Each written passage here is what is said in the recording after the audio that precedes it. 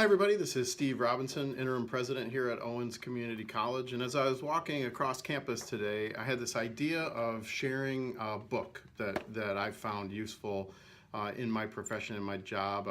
I'm thinking about calling it a brief book talk and doing a few of these through the course of the year. If you've been on a team with me before, you know that management and leadership books that I have found useful, I'll bring them up sometimes. And the one I was thinking about as I was walking today is the Checklist Manifesto by Atul Gawande.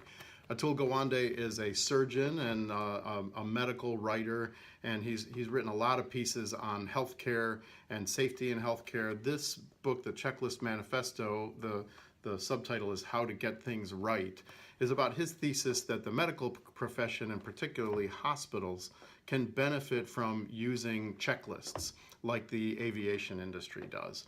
And I read this book as part of a team at my former college when I was a dean, and it made a big impression on me. And I thought about it a lot during the fiscal crisis, and I've talked to a number of you about it over the last few years. So I want to tell you a little bit about the book. One of the interesting things about the Checklist Manifesto is Atul Gawande mentions that some professions really push back at this idea of a checklist. They think it's an oversimplification. So what I do is so complicated it couldn't possibly be reduced to a checklist, and checklists are really for error-proofing the work of others, not what I do, because what I do is so complex and special. And he really does a great job to decimate that argument. There's just about everything in a complex society could be helped by some kind of problem-solving algorithm. And I want to read one paragraph about that. As he's pushing back at this idea, he mentions that the fear that people have about the idea of adherence to protocol is rigidity. They imagine mindless automatons, heads down in a checklist, incapable of looking out their windshield and coping with the real world in front of them. But what you find when a checklist is well made is exactly the opposite. The checklist gets the dumb stuff out of the way, the routines your brain shouldn't have to occupy itself with. So the idea is, if you have a problem-solving algorithm that reminds you of things that ought to be front of mind, then you can focus on the higher order pieces. And I really thought about this a lot when we were going through the fiscal crisis, and I brought it up several times. Gawande actually developed checklists for hospitals that had huge results. I mean, patients' lives saved, hospital errors going down, infections going down, and real tangible results.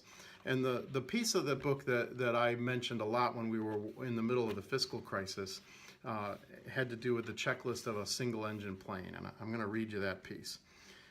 Here are the details of one of the sharpest checklists I've seen. A checklist for engine failure during flight in a single-engine Cessna airplane. It is slimmed down to 6 key steps not to miss for restarting the engine. Steps like making sure the fuel shutoff valve is in the open position and putting the backup fuel pump switch on. But step 1 on the list is the most fascinating. It is simply fly the airplane. Because pilots sometimes become so desperate trying to restart the engine, so crushed by the cognitive overload of thinking through what could have gone wrong, they forget this most basic task: fly the airplane. This isn't rigidity. This is making sure everyone has their best shot at survival. And I told that story on our work teams during the fiscal crisis when we were on Fiscal Watch a bunch of times. We have to fly the airplane. We have to make sure we're still running a college, that we're putting the students first, that we're focusing on teaching and learning, even when potentially calamitous things are happening all around us. And the great thing is we were very disciplined during the fiscal crisis. We're out of it now. We flew the airplane, and now we get to scan the horizon and see where we want to go.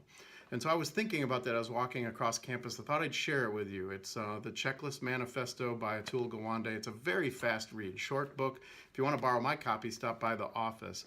But those of us who were in the room working that problem during the fiscal crisis know that it was hard to simultaneously work on the problem of the crisis and keep the college moving forward. And we did it, and we're in a great place where we can move forward. And it's ideas like this in books like the Checklist Manifesto that I think will help us continue to move forward. So that's my brief 5-minute book talk, and maybe I'll do another one in a month or so.